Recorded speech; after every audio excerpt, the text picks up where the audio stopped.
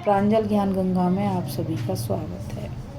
हम संक्षिप्त महाभारत का पाठ कर रहे हैं, जिसमें कि सभा पर्व चल रहा है। पहले हमने द्वारा कपट दूत और पांडवों की वनवास यात्रा की कथा को पढ़ा था, और अब हम पांडवों की वन यात्रा के बाद कौरवों की स्थिति की कथा को पढ़ेंगे, जो कि इस प्रकार है। और मैं आप सभी को यह बताना चाहूँगी कि अब की बार वीडियो डलने में थोड़ा सा विलम्ब हुआ। विलम्ब इस कारण हुआ कि हम महाकाल के दर्शन करने और अयोध्या जी में श्री राम लला के दर्शन करने के लिए गए थे। तो आप सभी जो कोई भी इस कथा को सुन रहा है, उन सभी के लिए ही हमने भगवान से प्रार्थना की कि हम और आप सभी भगवान की कृपा से सुखी रहें और अच्छे रहें।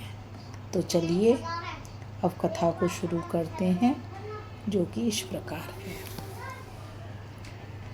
वैशंपायन जी कहते हैं, जन्मेजय राजा धृतराष्ट्र अपने पुत्रों का अन्याय सोचते सोचते उद्विग्न हो गए। एक क्षण के लिए भी उन्हें शांति नहीं मिलती थी। किसी प्रकार चैन न मिलने पर उन्होंने विदुर के पास दूत भेजकर उन्हें बुलाया। विदुर जी के आने पर उन्होंने पूछा, विदुर, कुंती नंदन धर्मराज युधिष्ठिर, भीमसेन, अर्जुन, नकुल, सहदेव, पुरोहित धौम्य और यशस्वी द्रौपदी ये सब किस प्रकार वन में जा रहे हैं?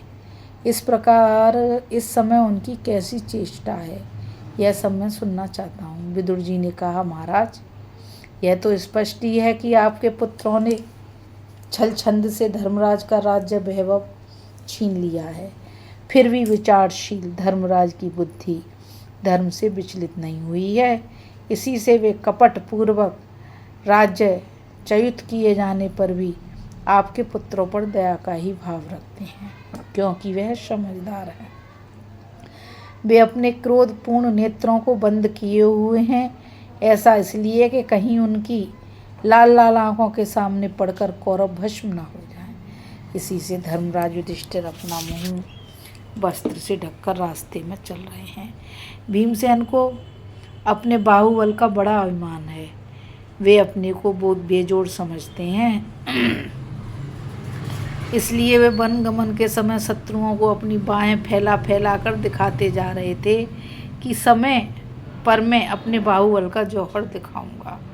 कुंती नंदन अर्जुन धर्मराज के पीछे पीछे धूल उड़ाते चल रहे हैं। इस प्रकार भी इस बात की सूचना दे रहे हैं कि युद्ध के समय शत्रुओं पर कैसी बाण वर्षा करेंगे। इस समय जैसे वह धूल अलग अलग उड़ रही है, वैसे ही अर्जुन शत्रुओं पर अलग अलग बाण वर्षा करेंगे। सहदेव ने अपने मुंह पर धूल मल रखी है। युधिष्ठिर के पीछे पीछे चलकर मानो वह यह कह रहे हैं कि कोई मेरा मुंह ना देखे। नकुल ने तो अपने सारे शरीर में ही धूल मल ली है। उसका अभिप्राय है कि मेरा सहज सुंदर रूप देखकर कहीं मार्ग की स्त्रियां मोहित न हो जाएं। द्रौपदी इस समय रजस्वला है। वे एक ही वस्त्र पहने है।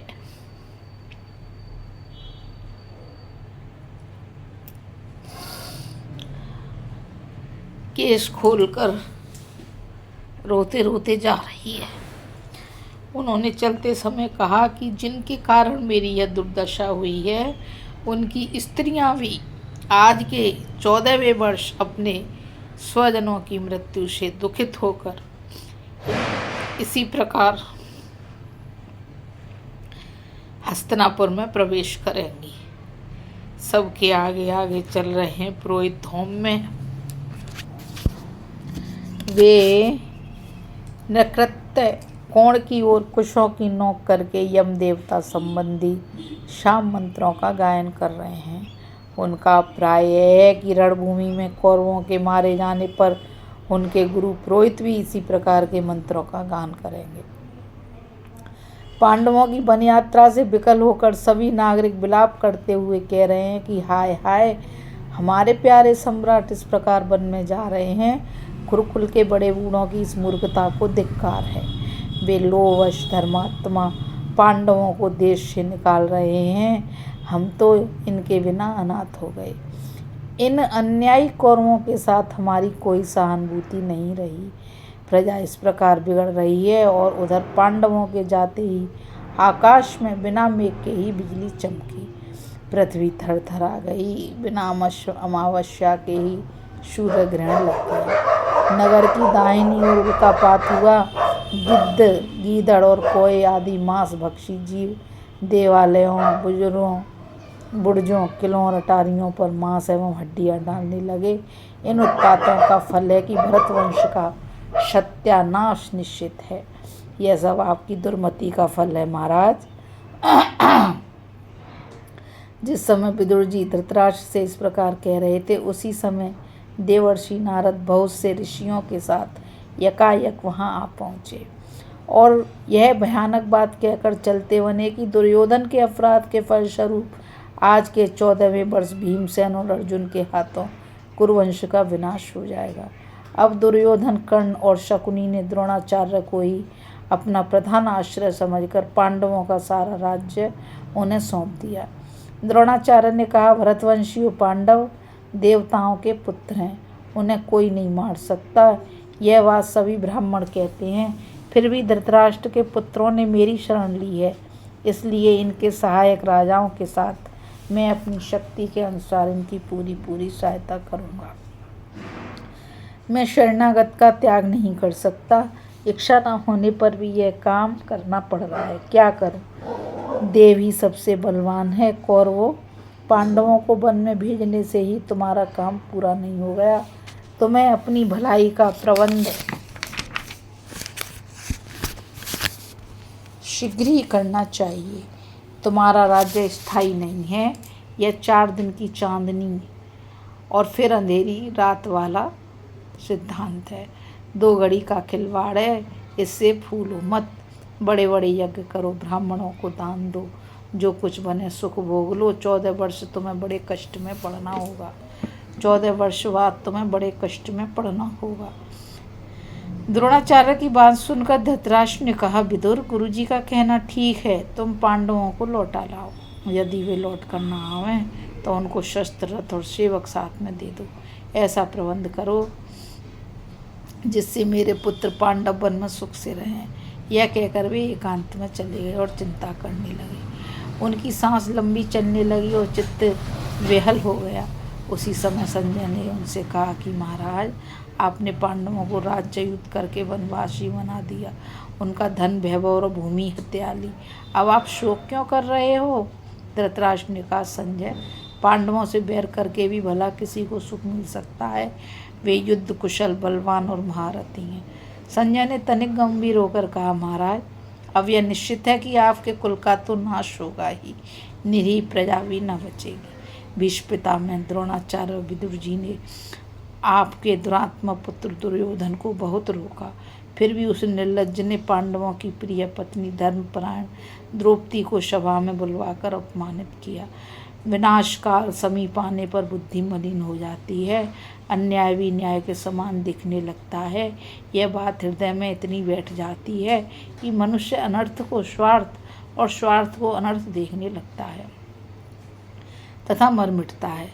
काल डंडा मारकर किसी का सिर नहीं तोड़ता, उसका बल तो इतना ही है कि वह बुद्धि को विपरीत करके भले को बुरा और बुरे को भला दिखलाने लगता है। आपके पुत्रों ने अयोनिजा पतिव्रता अग्निवेदी से उत्पन्न सुंदरी द्रौपदी को भरी सभा में अपमानित करके भयंकर युद्ध को न्योता दे दिया है। ऐसा निंदनीय काम दुष्ट दुर्योधन के अतिरिक्त और कोई नहीं कर सकता था। धृतराष्ट्र ने कहा, संजय, मैं भी तो यही कहता हूँ। द्रौपदी की आर्त दृष्टि से सारी पृथ्वी भस्म हो सकती है। हमारे पुत्रों में तो रखा ही क्या है। उस समय धर्मचानी द्रौपदी को सभा में अपमानित होते देखकर भरतवंश की सभी स्त्रियां गांधारी के पास आकर करुण क्रंदन करने लगी। ब्राह्मण भी हमारे विरोधी हो गए हैं।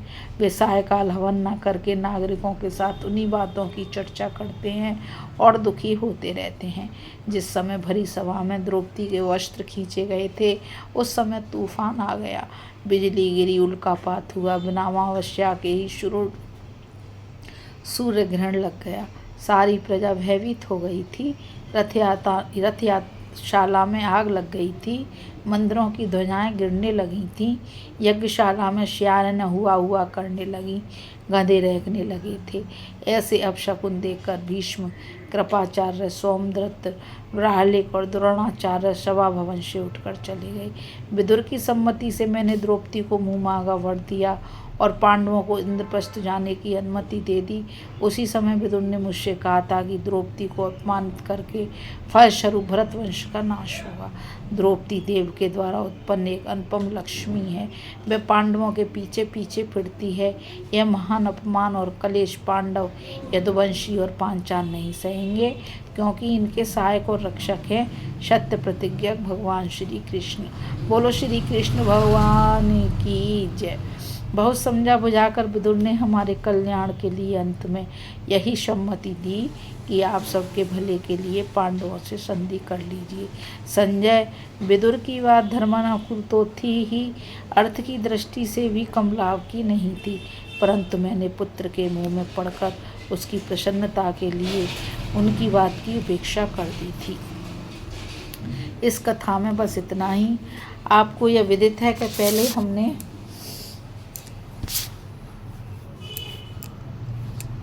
इस कथा में आदि पर्व को पढ़ा था। उसके बाद में जो दूसरा पर्व आया था वो आया था सभा पर्व। अब हम इस कथा में आगे पढ़ेंगे वन पर्व, जिसमें कि पांडवों ने वन में क्या क्या किया वह सारी कथाएं आएंगी। पर मैं आप सभी से यही कहना चाहूँगी कि देखिए, ये कोई साधारण कथा नहीं है, ना ही यह कोई साधारण वस्तु है कि जिसको हम सुने और ध्यान में ना रखें। मेरा आप सभी से यही कहना है कि इस कथा को आप सावधान होकर सुनिए, इस कथा के मर्म को जानिए, इसके तथ्य को जानिए, फिर इसको अपने जीवन में उतारिए, क्योंकि यह कथा हर तरीके से, हर परेशानी से निकलने का एक अनुपम उपाय है। और मैं क्या कहूँ। और हाँ, आप सभी से यही कहना चाहूँगी कि इस चैनल को ज़्यादा से ज़्यादा लाइक करिए, शेयर करिए, सब्सक्राइब करिए, ताकि यह ज्ञान अधिक से अधिक लोगों तक पहुंच सके, क्योंकि हमारा और तुम्हारा परम कर्तव्य है कि हम ये अपने संस्कार, अपनी धरोहर अधिक से अधिक लोगों तक पहुंचा सकें। इस कथा में बस इतना ही। मुझ गीता रावत को आज्ञा दीजिए। राधे राधे। जय श्री कृष्ण। नमस्कार।